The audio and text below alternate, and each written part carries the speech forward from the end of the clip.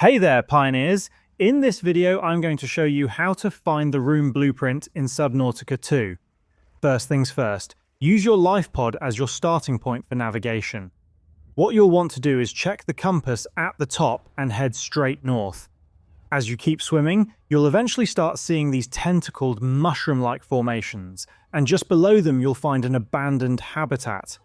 Now, if you go underneath the building on the right side, there will be an entrance below it.